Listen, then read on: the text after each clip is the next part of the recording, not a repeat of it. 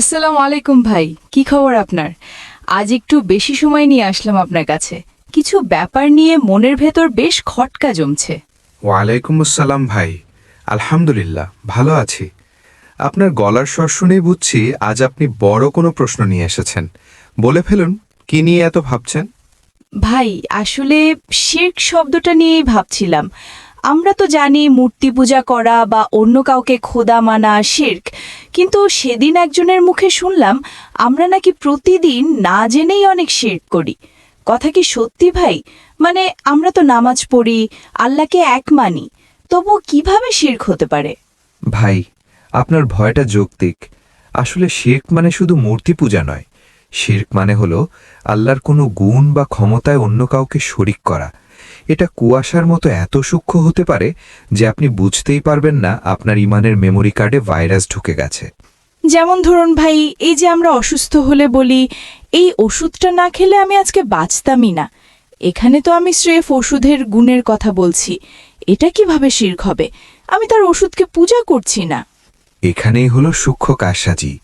হাতটা আপনার ওষুধের হলেও রোগ মুক্তি দেওয়ার ক্ষমতা কার? শুনুন, পবিত্র কোরআনে সূরা শুআরাতে আল্লাহ ইব্রাহিম আলাইহিসসালামের মুখ দিয়ে বলিয়েছেন, ওয়া ইযা মারিত্তু ফাহুয়া ইয়াশফিন। অর্থাৎ, যখন আমি অসুস্থ হই তখন তিনিই আমাকে আরোগ্য দান করেন।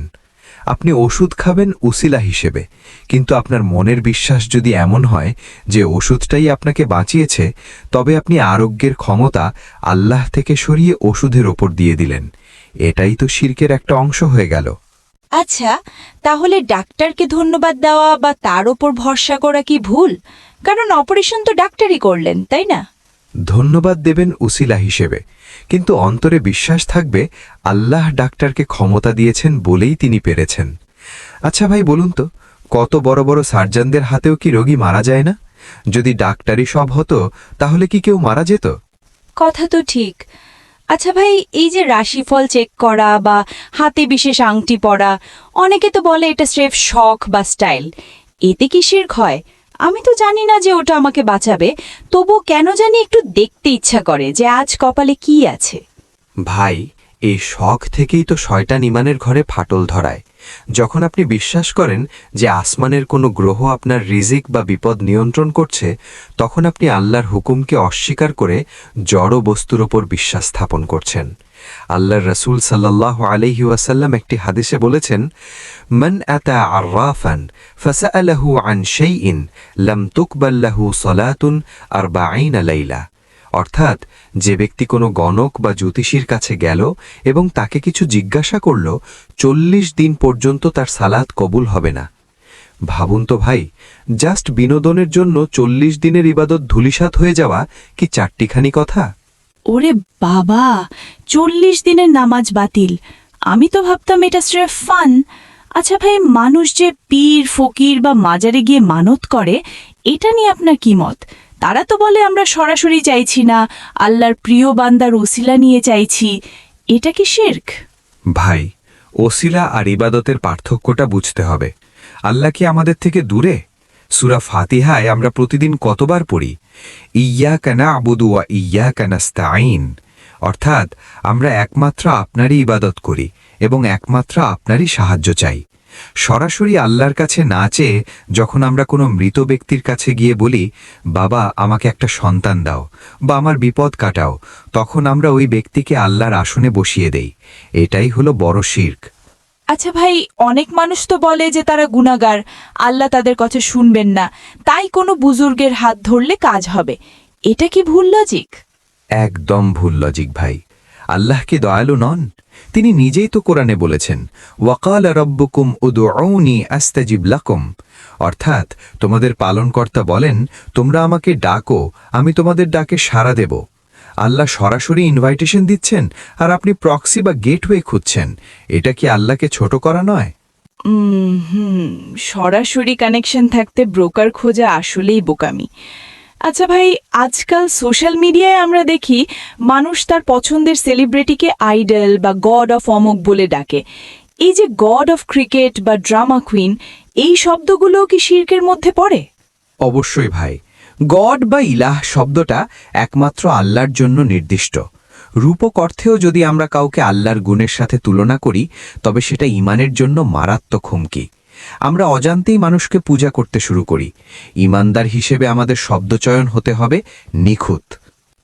কিন্তু ভাই, এই যে আমরা বলি আমার অমুক নেতা না থাকলে তো আজকে আমার চাকরিটাই হতো না, এটাও কি শিরক? কারণ নেতা তো আসলেই সুপারিশ করেছেন। ভাই, নেতাকে আল্লাহ ক্ষমতা দিয়েছেন বলেই তিনি সুপারিশ করতে পেরেছেন।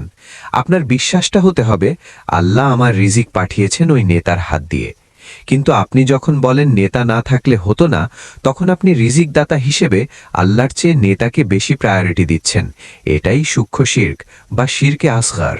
ওরে বাবা, আমরা তো প্রতি পদে পদে শিরক করছি তাহলে। ভাই, আরেকটা জিনিস, জাদুটোনা বা তাবিজ কবজ নিয়ে মানুষ অনেক পড়ে থাকে। মানুষ কেন মনে করে এক টুকরো লোহা বা সুতা তাকে বিপদ থেকে বাঁচাবে? এটাই তো শয়তানের ধোঁকা ভাই। মানুষ যখন আল্লাহর উপর ভরসা হারায় তখন সে জড় বস্তুর উপর নির্ভর করে। আল্লাহর রসুল সাল্লাল্লাহু আলাইহি ওয়াসাল্লাম বলেছেন, যে ব্যক্তি কোনো কিছু ঝুলালো বা তাবিজ বা কবজ নিল তাকে ওই বস্তুর ওপরই সোপর্দ করা হয়।